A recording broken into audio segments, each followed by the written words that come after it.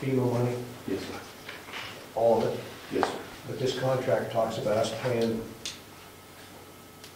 $2,400 initially? No, I was, There you as I go. recall, no, the cover letter that was sent would be the invoice would be provided for half of the project, for half of the money due. Right. That will be submitted to FEMA, and when the town receives a check for that money, then the contractor will be paid. And same with the second half of the money. Okay. So what he's saying basically is that FEMA is agreeing to pay the whole bill. However, we will be billed for it, but they'll also give us the money to pay the bill. Yes. Let me tell you how long the turnaround time is for that to happen. The bill from FEMA, contractor said she was willing to wait. Apparently she's done it before. Yes. Yes, this is not the first plan she will complete.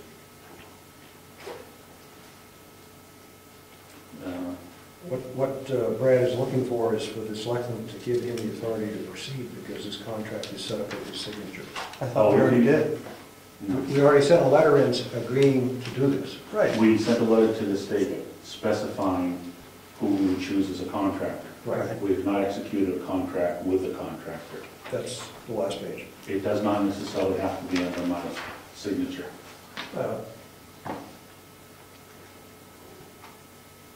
See, that we can give you evil looks when the money doesn't come in. I will make a motion to allow Brad to sign the contract and proceed as the emergency management director. I'll second that. Not very good. Any further discussion? All those in favor say aye. Aye. Thank you, gentlemen. Thank you. Thank you. It was Governor Wentworth School District. It was my pleasure today to attend the Gold Scholar luncheon that we put on for our Gold Scholars. We used to have the top 10 students. We found parents manipulating the kids' schedules so that they would have better GPAs. So we changed the criteria to involve both athletics, academics, community service. And we ended up this year with 34 Gold Scholars. And they're going to some very good schools. They're taking challenging classes, and I was very proud of them. One of them was from Brookfield, and I suspect the trustee of the trust funds is going to be issuing a check to our top scholar from Brookfield by the name of Louise. For those who don't recognize that name, his mother is a teacher teaching Spanish at the high school. She used to teach English to the Spanish kids in Spain, so she's kind of well qualified. And her husband is from Spain, so the language is a strong issue, and this young man is moving on and doing good things. And I don't know, it's talking to these kids is my opportunity to see the quality that we're graduating, and I'm very pleased with what I'm seeing, so very enjoyable. You should be proud of them. They're doing good work. They did have to give up their parking spot this year due to the construction. The sacrifices we must all make. It is a sacrifice, but as I pointed out to one of the students today, in Dover, the kids pay $100 a year to have a parking slot. So we tell a Gold Scholar, hey, you're a good kid, you're doing a good job, you're working and studying hard, you're involved in the community, that's your parking slot. We try to put more carrots out there, and the kids responded very positively. Anyway, moving right along, unless there are any questions. Heritage Commission.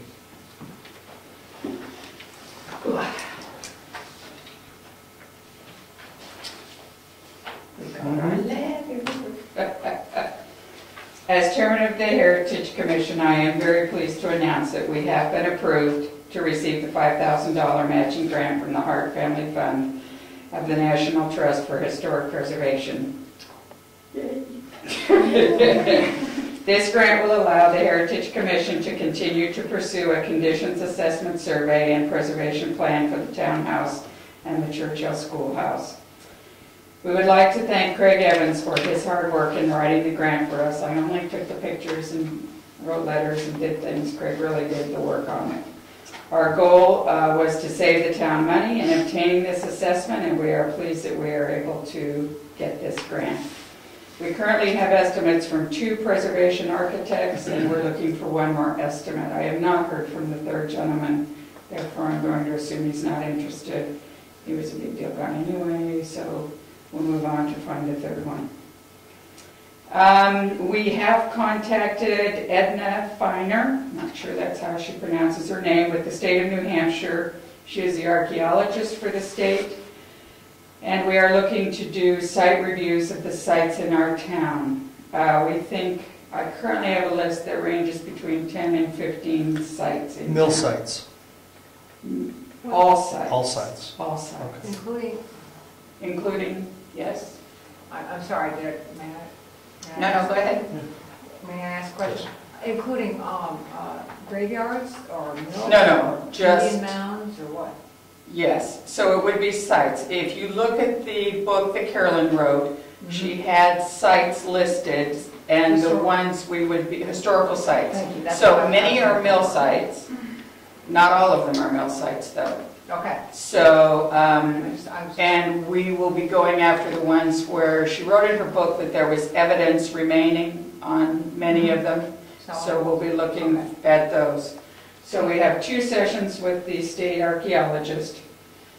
She comes here once to teach us how to do this, and then we go out to one of the sites and she shows us how to do it. I attended a workshop last night at the town of Wakefield. They received a grant from the Department of the Interior for 2 archaeologists to do their sites, but they have a lot more than we do, so. But that was good to attend. I got the cards of the ladies that will be doing it. Just a question, when do they plan to come, the archaeologists? When is the archaeologist coming? The one for Brookfield? Yes. I sent out an email. I finally heard from the woman today. I sent out an email today, so we're looking at either 2 dates in June or 2 dates in July, and I'll keep the selectmen. And Now, is this something that... anyone can attend. Well, just trying to think of some of the high school kids that might benefit, from any of the towns that could benefit from being part of that. Or the homeschool kids, You're right. yeah, You're right. absolutely. Thank you. Also, we contacted the conservation, I contacted the Conservation Commission and sent the email to them as well. Yeah. They were very interested the other night when I attended their meeting. I do have one other bit of business. Pat Golden has expressed an interest in being on the Heritage Commission as an alternate. So I would like to have the selectmen approve the appointment of Patricia Golden to become an alternate member on the Heritage Commission. So moved. Her term will expire in 2014. So there's your paper. Any further discussion? All in favor, say aye. Aye. Hi. And I will give the selectmen a copy of the grant letter that we got. Very exciting. Excellent.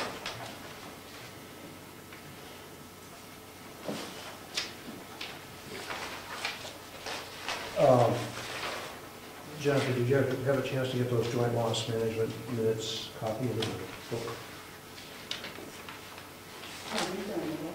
You did? No, I just a question. I think they were posted in the other, book. Okay. Just, we've been doing it, I just want to be sure we've got the documentation. They're down there.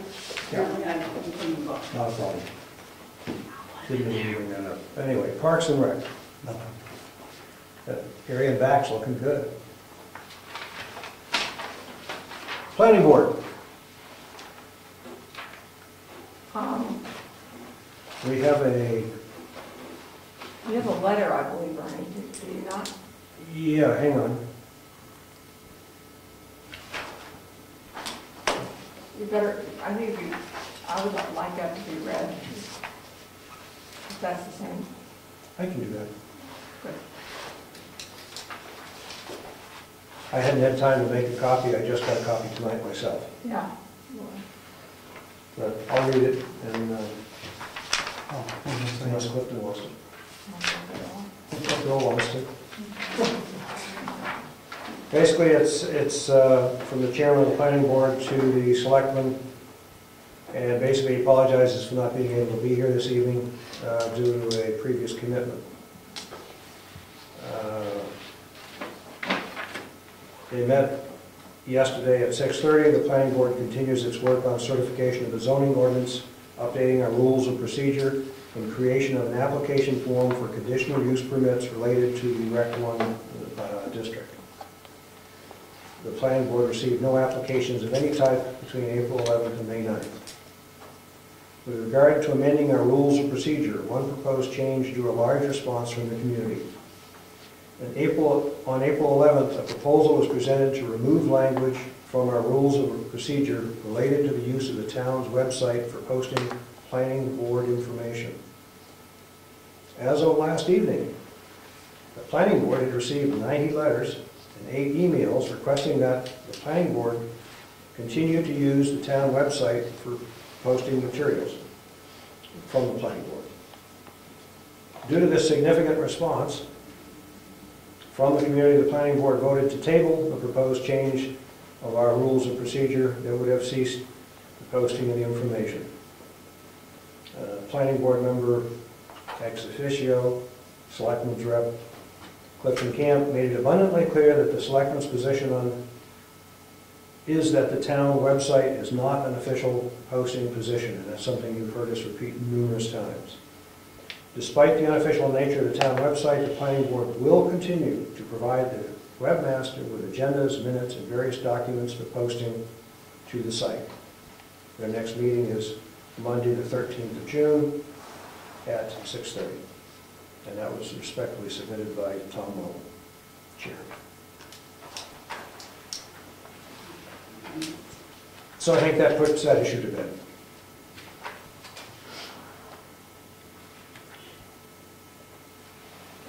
Anything for the webmaster? Well, I'm not the webmaster, but I will take the opportunity to put the report that we were, the website subcommittee was asked to You should put website committee at webmaster. to look into the current website and possible solutions for maybe a migrating to another choice. The current committee is myself, Steve Patriquin, and Jim Murphy. Jim was unable to attend. She's not on the committee. I wasn't. And Booney. I wasn't appointed. No, Okay, she asked to be done. Yes, I did. But you, no, I know we talked about it, but Well, let's let her finish what she's Okay. doing. yeah, well, I'll get on to that. Unfortunately, Jim was unable to attend the meetings. Booney was there to both meetings as a member of the public and gave great input. We first met, kind of discussed some options,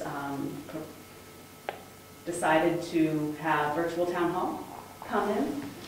And actually, I have to give you this is a quick summary report. We decided that we would have them there. They have a local presence. They handle town of Farmington, Wolfboro, Middleton, New Durham, just to name a few of our area towns. This solution allows every department chair or whoever, any party, to go in and do their own updates and easily. It's as easily as sending an email, really, to some of these sites. Because we felt that the letter kind of handles it all, but we felt the current solution just is maybe a little outdated. With us being removed, everyone has to send emails to the webmaster, wait for them to get uploaded, check back. We just felt that that approach is not really efficient use of time. It doesn't allow us to really control whether or not agendas are getting posted in time, minutes. Even though it's not official, it is a place people are looking for data. And we felt with the current towns really improving their websites, we needed to consider improving ours to stay up to the standard. There's becoming an expectation that the website is a place for information, and really we're not. You know, we have some information, but not not a real comprehensive amount.